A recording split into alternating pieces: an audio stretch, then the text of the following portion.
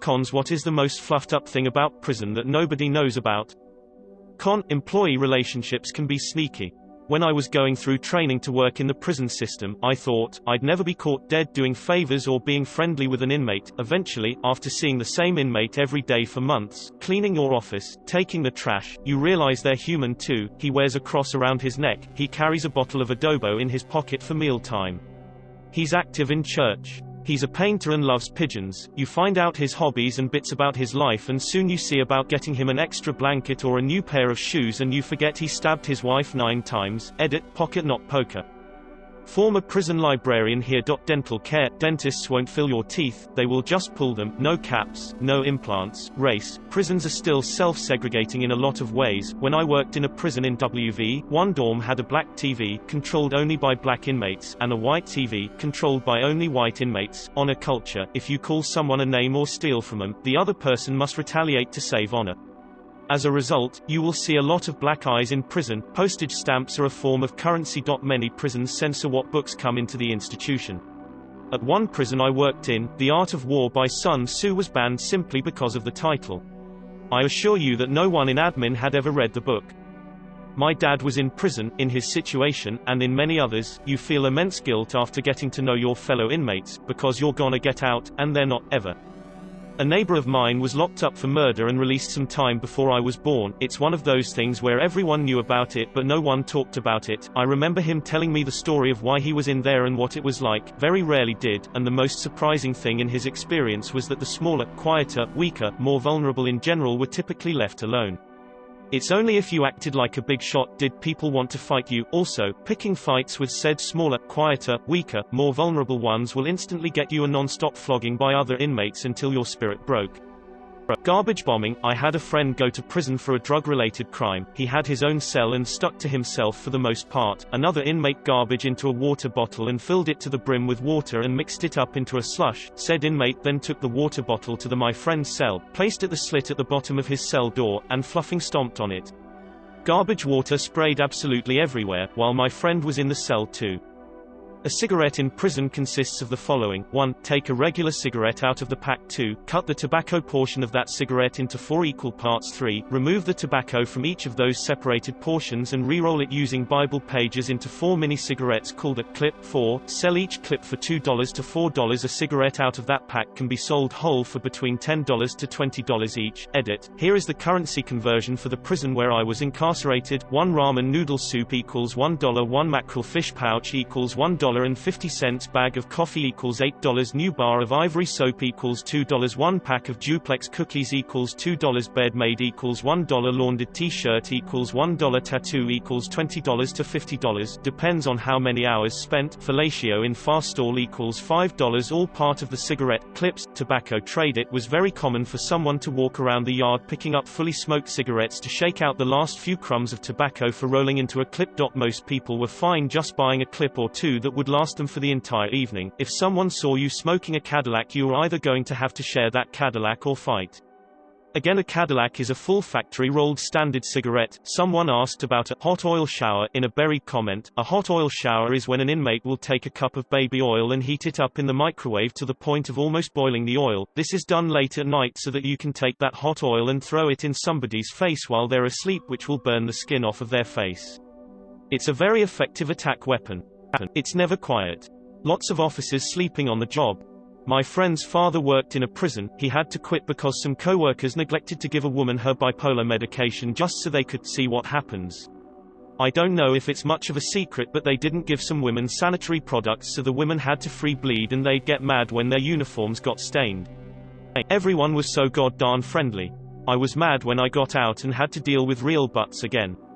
I think it was the fact that we all knew we fluffed up, and there wasn't any reason to act different or hid anything. Granted, Minnesota prisons are nowhere near the toughest, haha.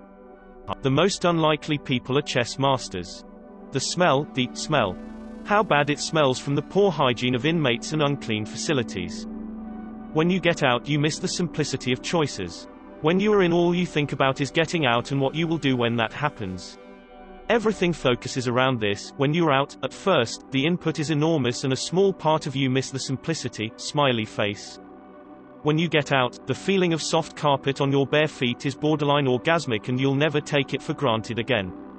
Not an ex-con, but former prison librarian, inmates are not allowed to have intimate relations, including with themselves. They can get infractions for being caught masturbating. Don't get sick. You'll probably die a horrible death. My brother is a co, and he told us why their inmates have shampoo and soap that comes in packets now. They used to have it in little bottles. Well, the guys would use up all the soap and instead of throwing the bottle away, they would keep it and fill it with a combination of whatever bodily fluids they felt was appropriate and use it to hold up other inmates for their commissary. Like, if you don't give me your commissary, I'm going to squirt this bottle in your face, and when they said no and got squirted in the face, they got pink eye. My brother said a lot of people had pink eye. Garbage was always one of the ingredients in the bottle. Edit, since so many people keep asking, commissary is like a general store for prison, jail. They have food items, toiletries, and other things. Although I don't know the specifics, inmates get money in the commissary account either from their family or from whatever work they do, if that's a thing where they are. Also, I can't believe my most upvoted comment ever is about a garbage story my brother told me. How garbage-y the toilets can be, especially when you have to share a cell or pod, and they basically have to listen to you garbage in the middle of the night. They take your mugshot last. Suddenly Lindsay Lohan's mugshot progression makes so much more sense. Was listening to a podcast on the West Memphis 3, TLDR 3 dudes got life in prison for murdering a bunch of kids but they were actually all innocent. One of the guys said the worst thing about prison was that during the summer, there was 1 million mosquitoes in his cell. The entire wall of his cell was red from the blood of all the dead mosquitoes he would slap and punch every day. They would be in his cell 24/7 just stinging him non-stop, while he slept, while he was taking a dump, while he was jerking off. It never ended. Most summer days he would just lay on the floor crying, wishing for death.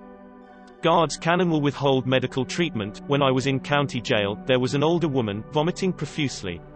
She couldn't keep water down, her skin was tenting and she was hallucinating. I explained all this to the guards and that she needed medical treatment immediately. For 2 days she was like that until I transferred out. I have no idea what happened to that woman and I still think about her. This was in Georgia, USA. Not in prison but I volunteer in one. One time I was chatting up this huge black dude and I asked him what he did in his free time. He said he played a lot of Dungeons and Dragons. I was shocked. On the outside he would never be mistaken for a D&D player. White guy on the other side of me told me that D&D was huge in prison. I had no idea. Also, same guy makes tacos for everyone else and makes money doing it. I think he has a hot plate in his cell and uses commissary items as ingredients. I guess it's not really fluffed up, but my dad said it drove him crazy when people wouldn't wear slippers in the showers, as without slippers it was one of the quickest ways to get nasty foot fungus. In PC the guys with really sick crimes compare them with one another. In fact, they don't necessarily get beat up because what they have done in the past, it's because they are bragging about it in the present. On a slightly lighter side, a sort of family friend recently got out of prison after approximately 18 years for holding up a gas station for drug money. My uncle was his friend and when the guy got out my uncle said, "Man, there's this show you're gonna love called Game of Thrones." The guy laughed and said he was current on it. The in-prison black market was his source for a tiny approximately 2-inch battery-powered screen and micro SD cards with the episodes on it. Every now and then it would be confiscated as contraband and he'd have to save up for a month to buy another. He also had a prison cat that knew to leave his cell before morning activities and to come back after lights out. He'd feed it little chunks of meat he smuggled out of the mess hall.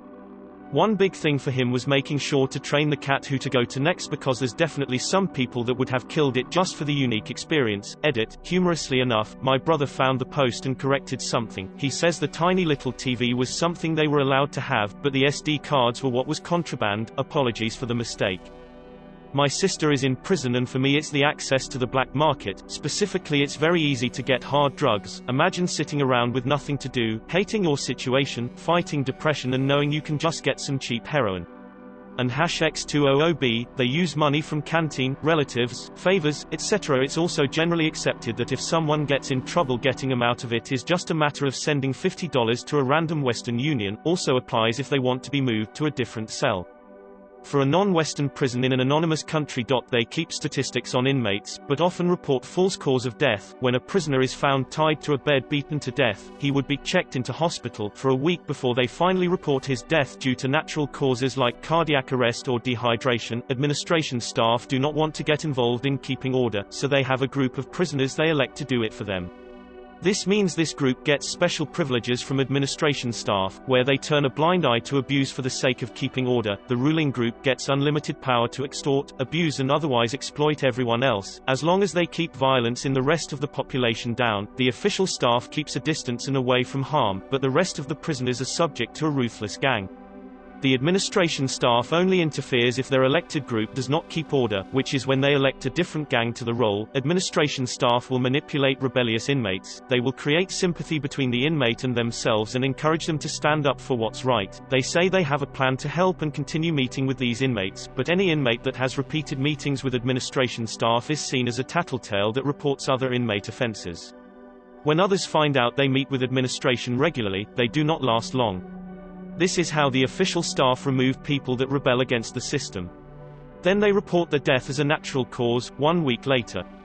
Everyone knows to stay out of this business, but sometimes people get trapped. Inmates will accuse other inmates they don't like of being tattletales to get them removed. They have no way out. They cannot go to the administration staff because they keep this system alive, and they cannot communicate with the outside world because all communication is intercepted.